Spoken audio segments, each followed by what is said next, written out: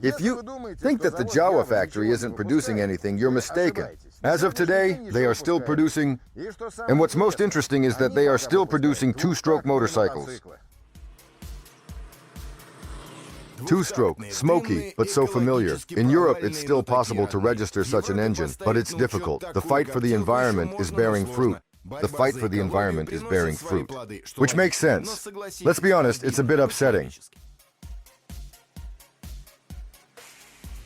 Jawa 350 Lux. On the outside, it's the same good old Jawa, just dressed up a bit differently. And here, unfortunately, the cheap dress made of iron.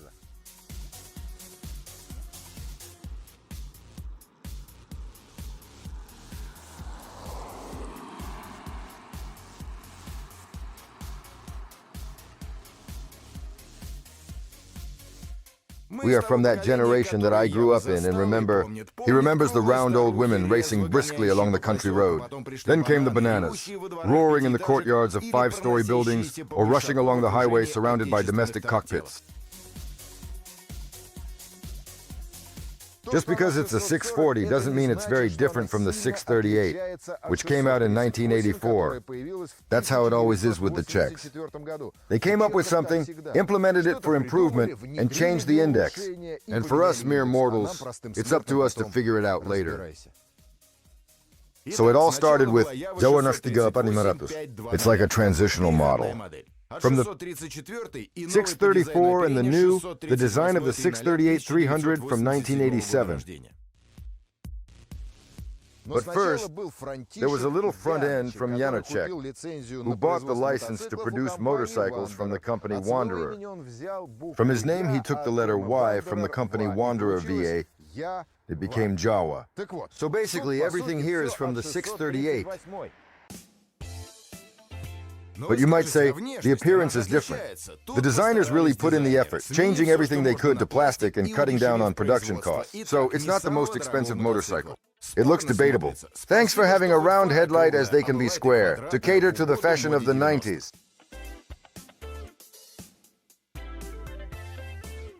The frame, where would we be without it? Duplex, forgive me, Lord. This is not some Chinese some kind of T-shaped beauty. The only thing they did was rip off the back part, and now it looks more erotic.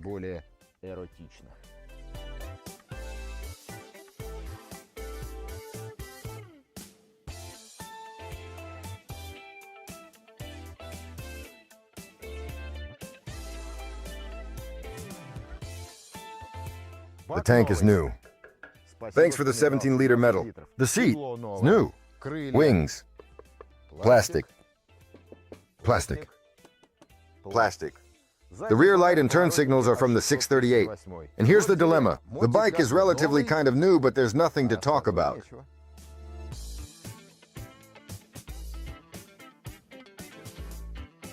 So let me remind you of the design.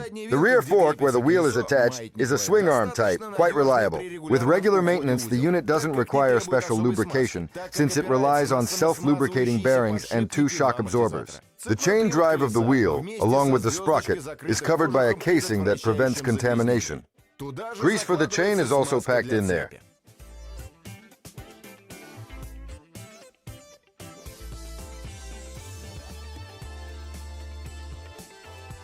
But we live in the age of progress, where even in 2011 the Czechs were thinking about the future in their own way.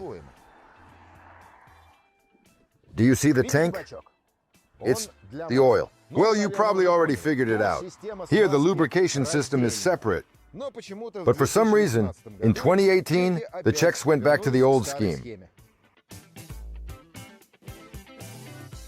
And here's the engine, again from the 638. The engine size is 343.47 cubic centimeters. The power is 26 horsepower. The maximum power is at 5,500 RPM. The sleeves are made of cast iron, inserted into aluminum. The carburetor has a dual float and an enlarged diffuser. About approximately 1.2 liters of two-stroke oil can be accommodated into the oil tank. Lasts for about 1,000 kilometers. And this thing on the engine to the left is the oil pump, activated by a throttle cable. If the oil pump fails or the cable breaks, pour liquid directly into the tank. One cable goes to the carburetor and the other to the oil pump. If the oil pump gets tired or, God forbid, the cable breaks, you can pour the liquid directly into the tank, just like our grandfathers advised. And now, in this modern era, an electric starter, a feature that our grandfathers and fathers have never seen before, which is quite remarkable. It is important to note that because of it, there's a significantly larger 9-amp battery capacity here instead of the 5-amp one like before. By the way, the vape electronic ignition costs 30,000 rubles if installed separately. All these little details which are common today fit well with the Jawa. The gray color isn't exciting, but it functions well. It includes warning lights and a numeric speedometer, familiar to modern users. Color, of course, gray is not pleasing, but the functionality is not bad. Here you have a full set of control lights and a digital speedometer, which is already familiar to a modern person. Tachometer, ribbon, virtual, clock with odometer, and 2 daily mileage counters. But there can also be other options, like analog ones. At some point in my life, I might have run into some not-so-great or even terrible marketers who I encountered in the past, who said that everything extra could be sold for additional money. As an example, such as luggage rack, handle, chrome arches, clamps, fins.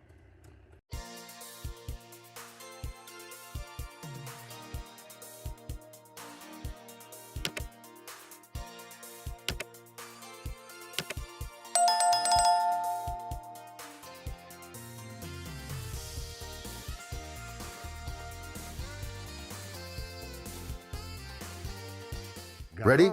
Now in front of you will appear the truly remarkable, legendary and iconic legend of Soviet and Russian roads, though in a 1/24 scale. Jawa! Thousands of guys dreamed of her, and look at this beauty. Detailed tire markings, stamping on the engine, instruments, badge, everything is in place. Well, isn't she a wonder? What? Where? I get it. At Mudimio, there are still some, but in a big family, as they say in short. The link is in the description, and the price for this pleasure is 699 rubles.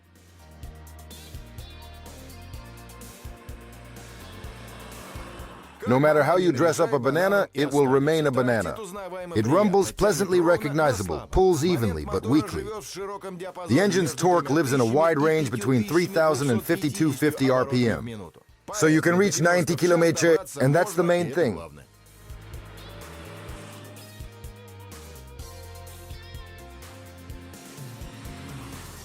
Don't smile. The Japanese bike leaves, but this motorcycle thrills. Enjoy. But won't give you the same thrill as this leisurely motorcycle. This is one of those cases where you hurry up, but take your time and enjoy.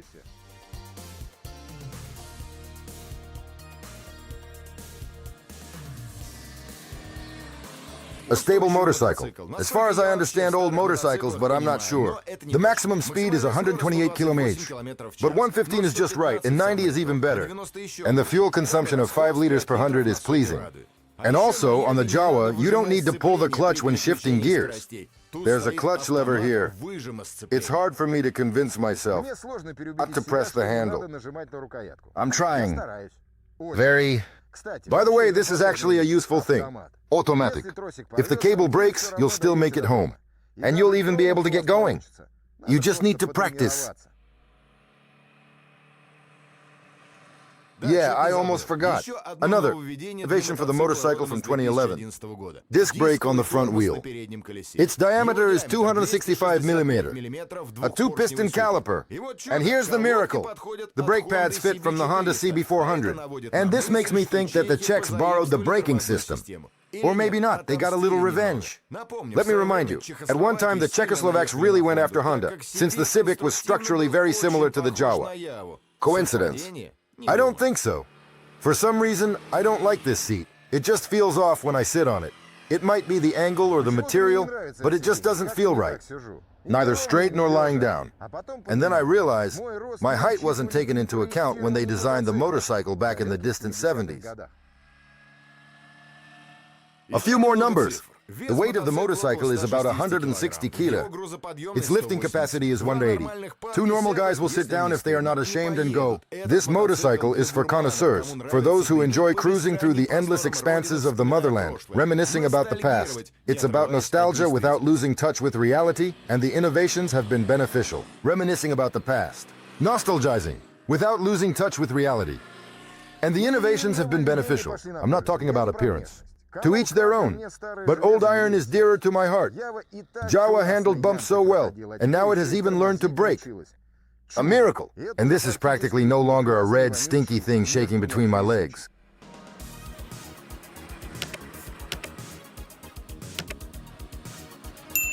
I'll say, Jawa lost the battle. And strangely enough, the USSR is to blame for this. We loved Jawa too much and bought everything we could. And when our country ceased to exist, the orders stopped. And the Czechs kept cranking out the old models just like before. Meanwhile, the leader-sized used Japanese bikes were taking potential customers away.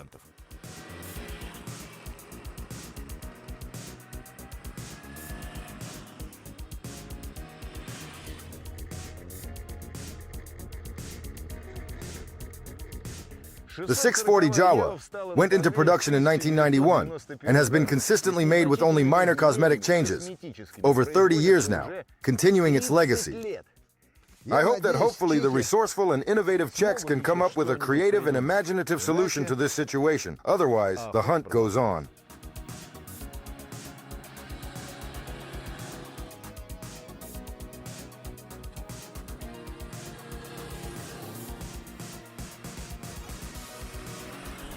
This story is definitely going to be continued soon. To be continued.